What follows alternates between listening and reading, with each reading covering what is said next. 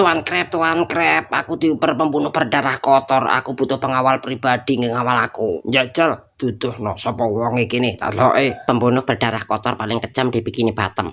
Bocah kocelok, aja urusan karo wong iki. Aku dhewe ora wani, aku mengundurkan diri. Leri tulung ana aku arep dipateni karo wong iki. Pak tulung. Waduh, Rasuti. Sapa sing gelem dadi pengawalku tak bayar telo sekilo. Kocelok ora kere aku. Buyar. Nasib. Muter aku. Ket mangkulek pengawal sing iso melindungi nyawaku ora oleh. Hei Kisana, aku siap membantu jadi pengawal pribadimu. Tenan ye, tulung ana aku Pak, aku tinjim pembunuh berdarah kotor iki fotone.